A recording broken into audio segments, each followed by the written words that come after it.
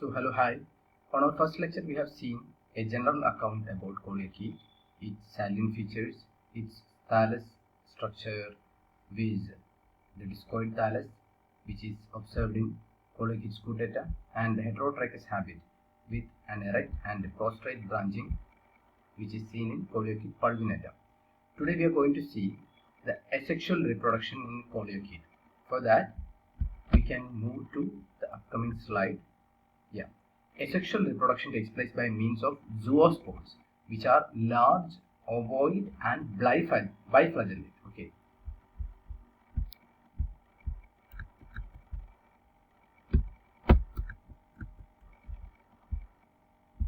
Hello, hi. In our previous lecture, we have seen the general account of Coleochaete, where we have discussed the salient features, the structural features, and a general discussion about the modes of reproduction. Today, we will see in detail the asexual reproduction in Coleochaete.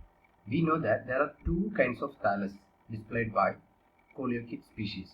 One kind of species like Coleochaete scutata will display discoid thallus, where we can see only prostrate branching system. There is no vertical branching. Okay. Then in species like Coleochaete pulvinata, we can see heterotrichous habit, where there will be an erect branching system and there will be a prostrate branching system.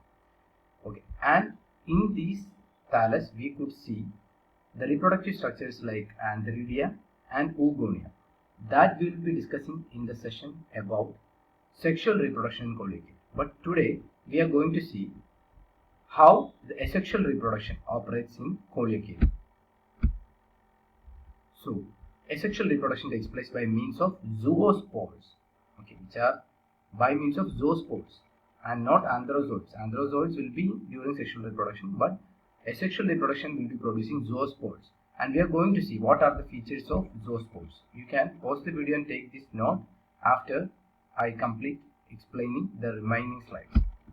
So, during the reproductive phase, during the favorable circumstances, because asexual reproduction takes place during the spring and summer season, when there is plenty of rainfall, plenty of nutrients, plenty of water, everything.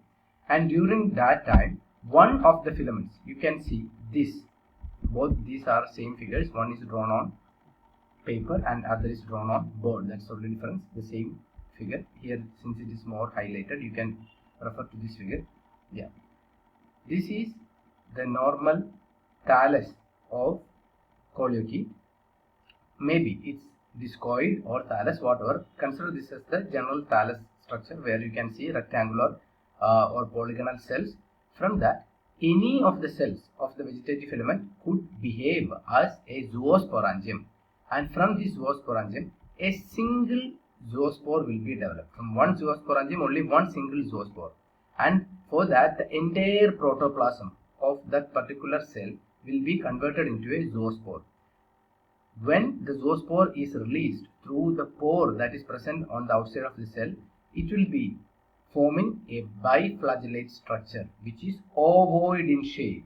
Okay, you can see that near the periphery of the body of the zoospore, you can see a chloroplast. Since it is seen attached close to the periphery, it is known as parietal chloroplast. Okay, and the cell is having, the zoospore is having a single nucleus, and within this chloroplast, you could see one or two, maximum two, like pyronoid bodies for storing the starch. Okay, now after swimming for some time, this will shed its flagella, and you can see it's now completely a spherical structure or spherical shape. Now it will be attaching to some suitable substratum, and after attachment, it will be undergoing division. Okay, and depending upon the species, there could be either horizontal or transverse division like this, or vertical divisions, as in the heterotrichous species. Any kind of division can be seen. So the first division, whether it is transverse or vertical, that depends upon the species. For example, in species like Coleochaete scutata, where we can see only the prostrate system and no erect system, in that the first division in the zoospores will be transverse. Okay, in the transverse division, two daughter cells will be created. The upper daughter cell will be forming the seta, and the lower cell of this particular zoospore will be modifying itself into an embryonal disc. this embryonal disc will be undergoing continuous division to form a thallus like this. So this is about the asexual reproduction in species with prostrate system only. That is in the like disc-like or discoid species. This is the mode of reproduction, or this is the mode of germination of the zoospore. And in species like Coleochaete pulvinata, where the heterotrichous habit is seen, where erect and prostrate habit is seen, the first division will be vertical. It will be vertical. Okay. Then after forming two daughter cells side by side, it will be forming an entire prostrate system. Don't think that one cell will be forming erect system and one cell will be forming prostrate system. No, it's not working that way. The two daughter cells will be continuously dividing and form a prostrate system. Okay. From that prostrate system only, one of the cells of that prostrate system will be developing a vertical branch or an erect system. So this is the thing in Coleochaete. This is happening in Coleochaete. Okay. Now, one more thing attached to this explanation, that is, I told that during the favorable circumstances, during spring and summer season, it will be forming, one of the cells will be converting itself into zoosporangium and releasing zoospores. But if that summer is extreme, where rainfall is less or more drought-like situation is happening, in that circumstances, instead of modifying into a zoosporangium, instead of producing a zoospore from a zoosporangium, the zoosporangium will be forming a thick-walled spore called a planospore. It is called a planospore because it is not having flagella. That a planospore will be having thick-walled cells outside.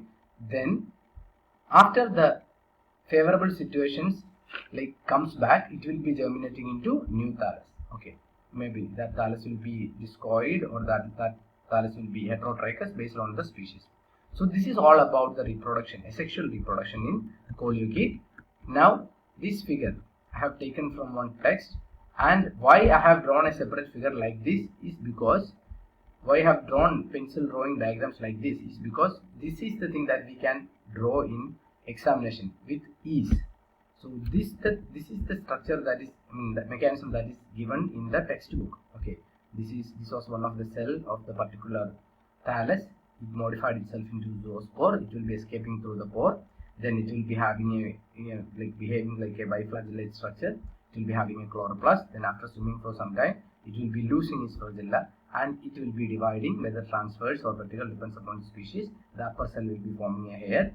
Then the remaining cells continuously divide and forms the prostrate or erect system depending upon the species.